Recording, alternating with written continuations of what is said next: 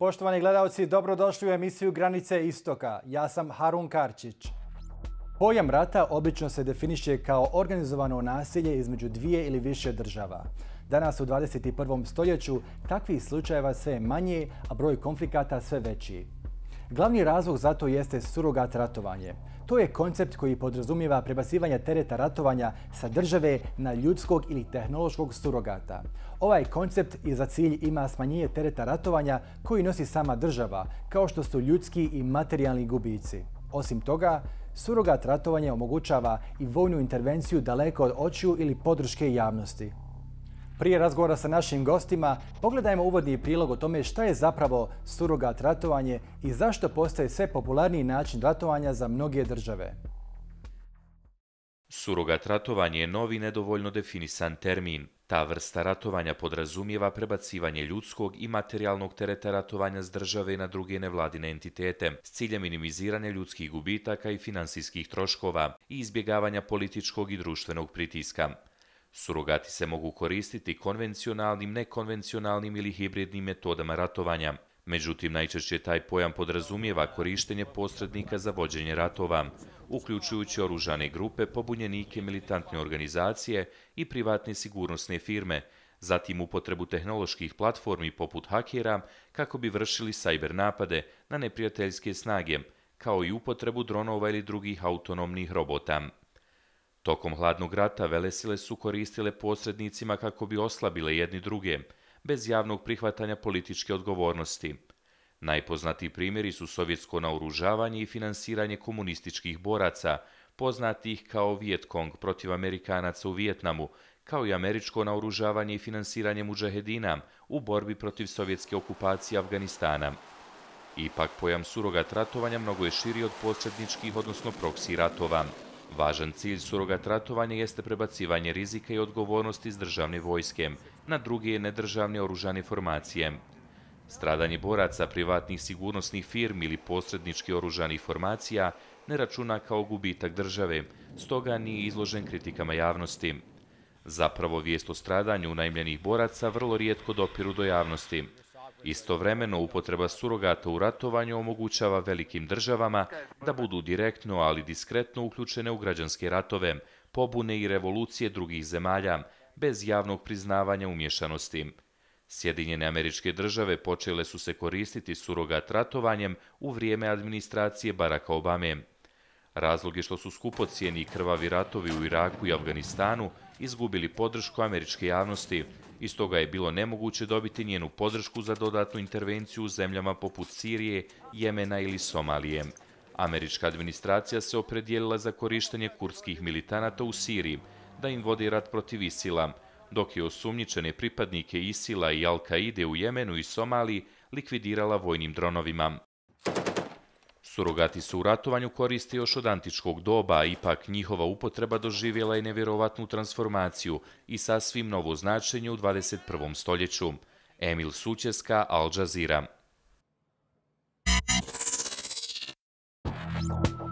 Bespilotne letjelice, poznatije kao dronovi, oružje su 21. stoljeća, ali oni imaju mnogo dužu historiju.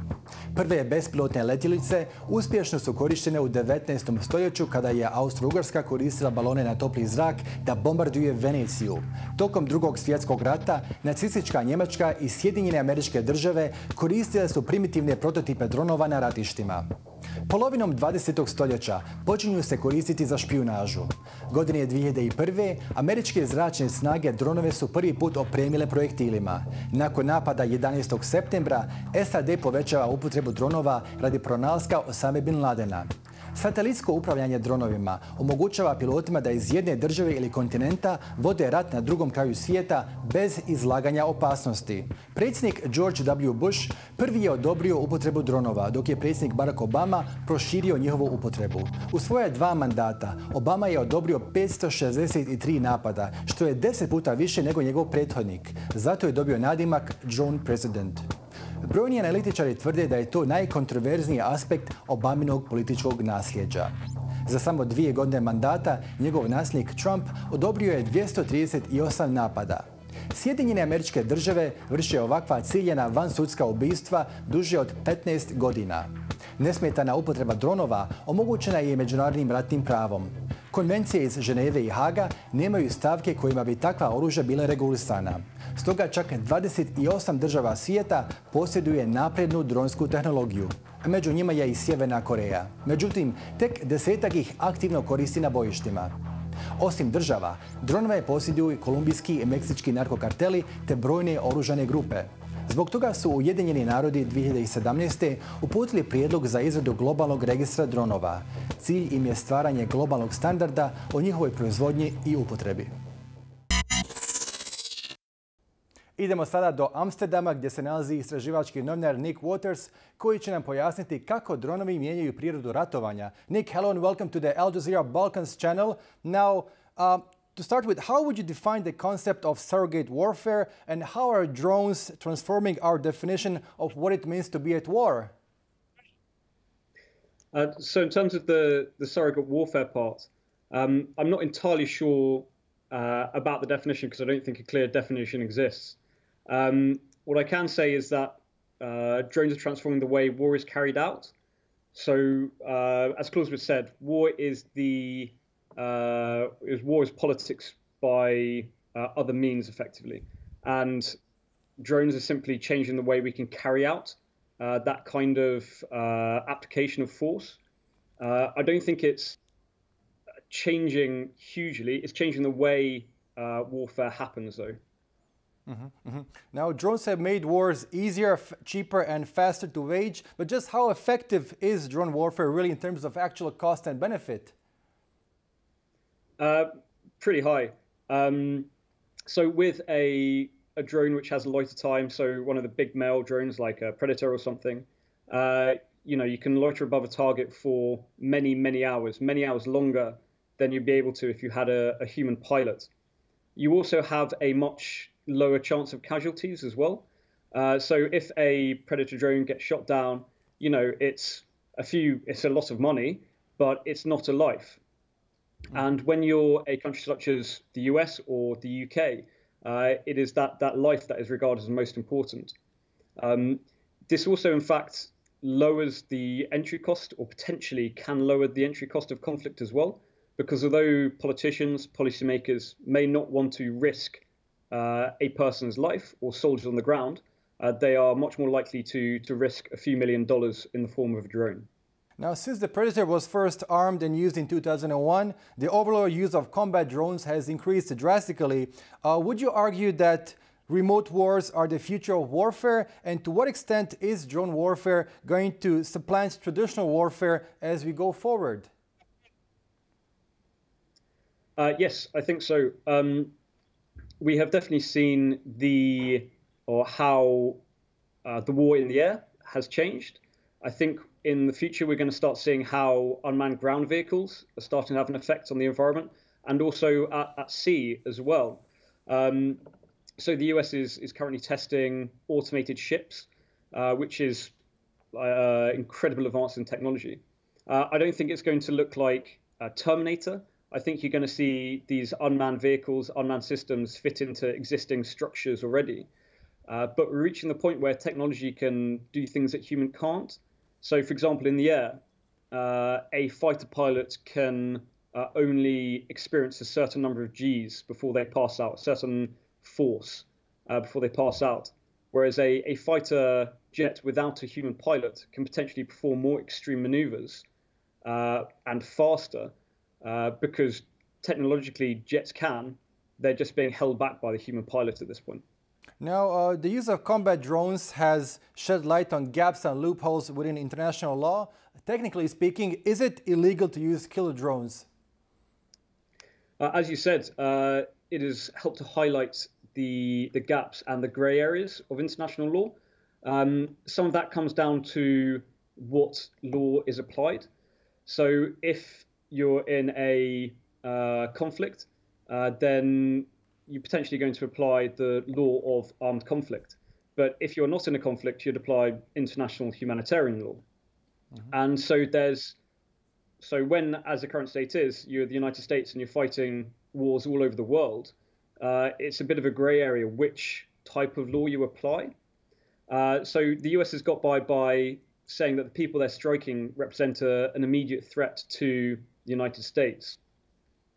And that is actually quite an interesting concept, because if this person represents an immediate threat to the United States, but the country that they are in is either unable or unwilling to do anything about it, then I think the US does have a case, a defense to use this kind of technique. The question comes when you ask what represents immediate and what represents a threat. I think those are the two kind of terms that I think the US needs to clarify in terms of its drone warfare. Yeah. Now, if you speak to drone advocates, they will say that drones are the most precise weapons ever produced. However, if you speak to if you speak to human rights activists from Amnesty International and Human Rights Watch, they will say that drone attacks kill a huge number of innocent civilians. What's your take on that? So I've been out of the military for quite some time now. So I'm not fully up to date with targeting cycles, that kind of stuff.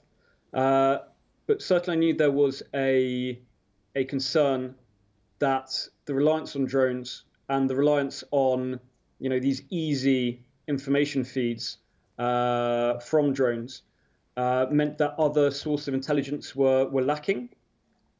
And we've seen, and so therefore potentially, there could be civilians on the ground that haven't been identified by the drone.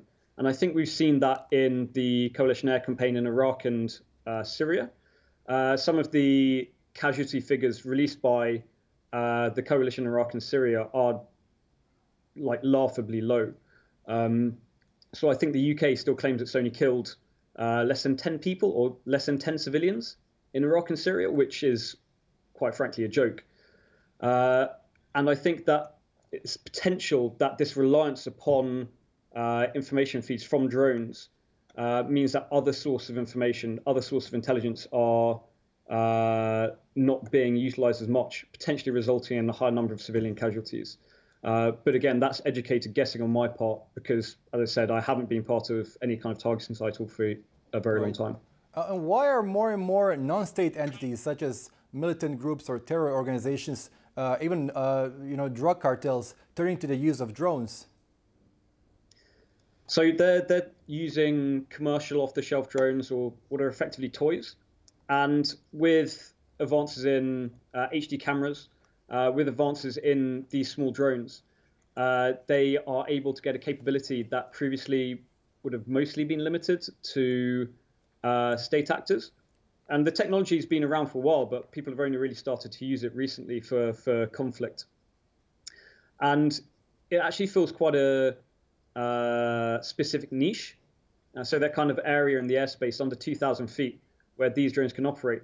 They can be used to conduct reconnaissance, to help with targeting. So, for example, like a drone watching in a base and you fire mortars at the base and the drone tells the mortar how to adjust. Or it can drop a small munition itself. And the firepower of these drones is very, very low. They're dropping a kind of hand grenade. But when you can drop a hand grenade in precisely the right place, so whether that be an ammunition dump, whether that be the headquarters of a commander, for example, or as we saw in Yemen a few weeks ago, a parade where a lot of Yemeni army senior officers were present. These can actually be very potent weapons, even though they're designed as toys and can be obtained very, very easily. Right. Nick Waters, it was a pleasure speaking to you. Thank you so much for your time. Cool. Thank you very much. Pleasure to be on. Poštovani gledalci, bio je to Nick Waters, istraživački novinar iz Amsterdama. Proizvodnja dronova u svijetu dostigla je impozantne razmjere u proteklih 10 godina. U svemu tome, vojnoj upotrebi dronova pridaje se najveći značaj. Prvenstveno jer je cijena proizvodnje i upravljanja dronovima znatno manja, a sam posao znatno sigurniji od upravljanja borbenim avionima sa ljudskim posadama.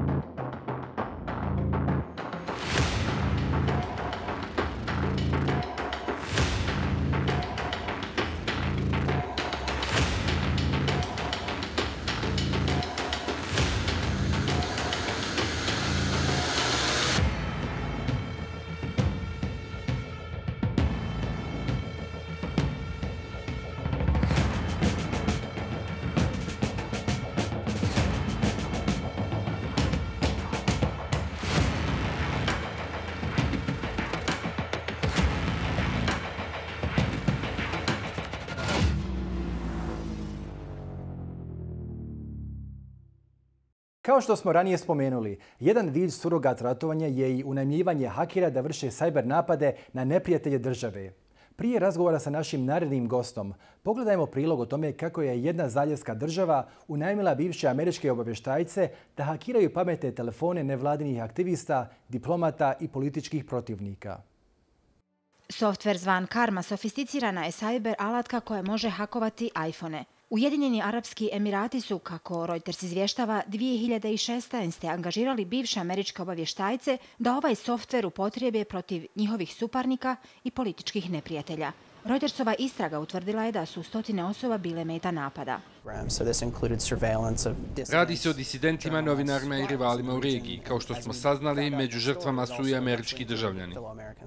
iPhone koji je koristio emir Katara, šejk Tamim bin Hamad Al Thani, također je hakiran. Napadnuta je i aktivistica za ljudska prava poznata kao željezna žena Jemena. Tavakul Karma je istaknuta ličnost jemenskog arapskog proljeća, a dobitnica je Nobelove nagrade za mir 2011.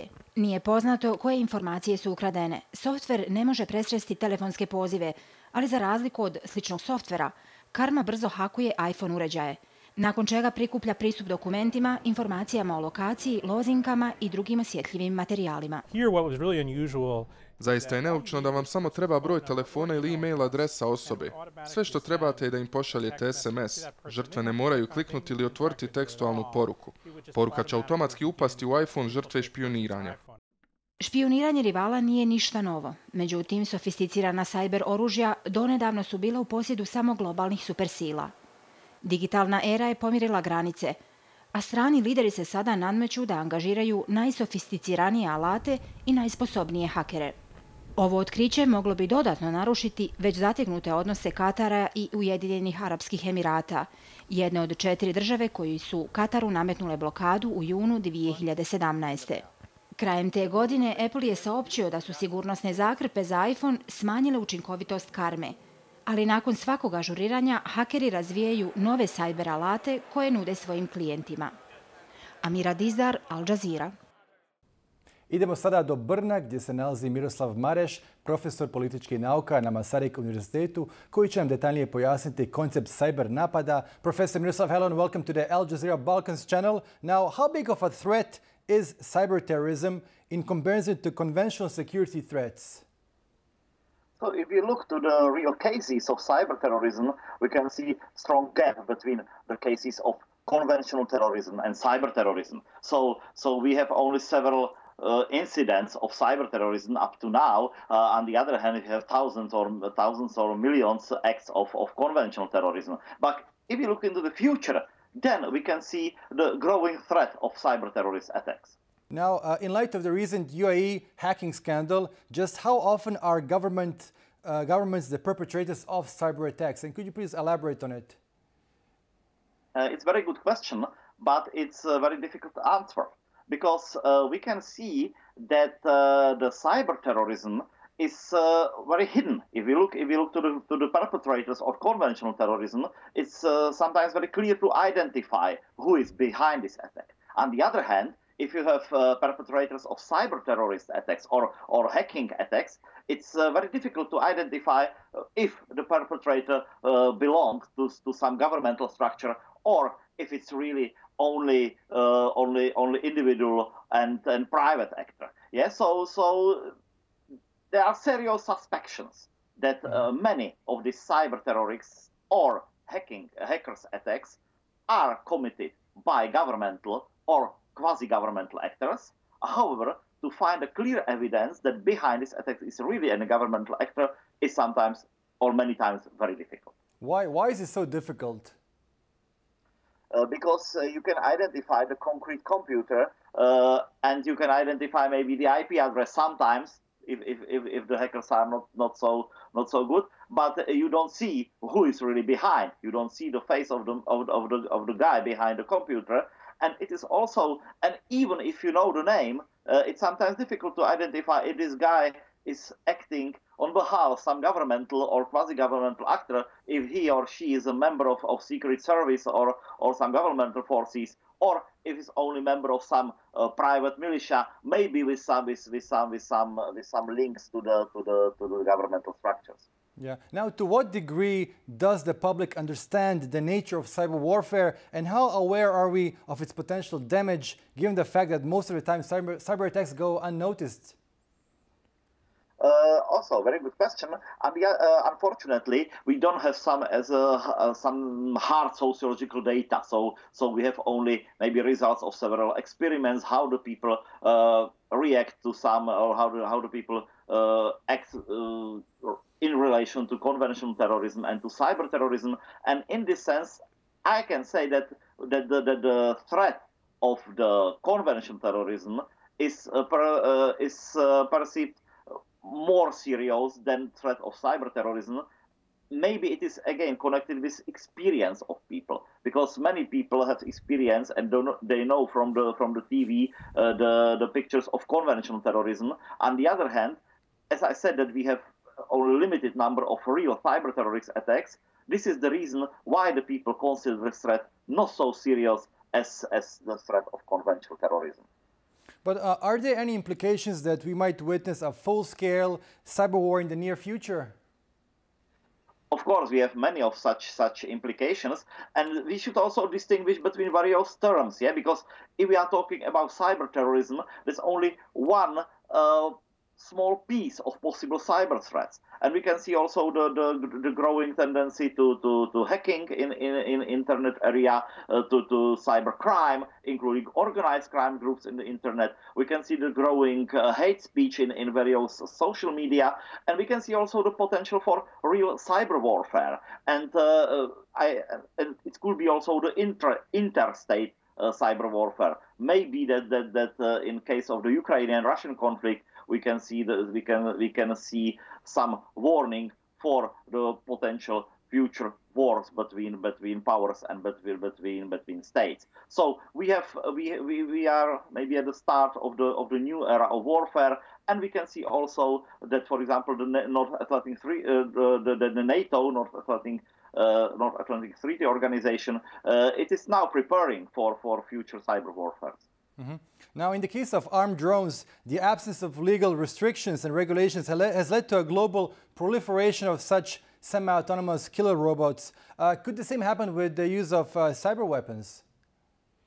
Of course, it can be maybe controlled with some skills. If you have skill to control maybe the normal computer, then you can sometimes control also the drone or some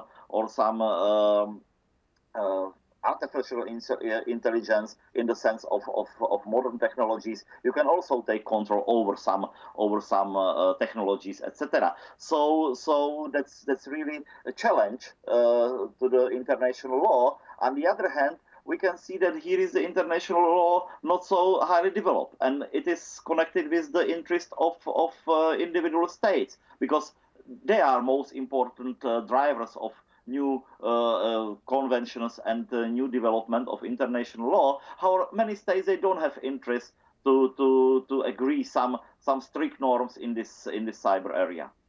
Right, Professor Miroslav, it was a pleasure speaking to you. Thank you so much for your time. Thank you for your interview. Poštovani gledalci, bio je to Miroslav Mareš, profesor političkih nauka na Masaryk Univerzitetu u Brnu. Surogat ratovanje je društveno-politički fenomen 21. stoljeća. Korištenje dronova, cyber oružja te najem plaćenika van očiju javnosti predstavlja nove parametre u globalnom ratovanju, a neki će reći i nove prijetnje globalnoj sigurnosti. Sa novim tehnološkim dostignućima, ovakva oružja svakim danom postaju sve naprednija, a kako međunarodno pravo ne predstavlja prepreku, surogat ratovanje bi, kako tvrdi analitičari, ubrzo moglo u potpunosti izmijeniti definiciju rata. Poštovani gledalci, bilo je to sve u ovom izdanju Granica Istoka. Emisiju možete gledati na našoj internetskoj stranici balkans.aljazeera.net. Hvala na pažnji.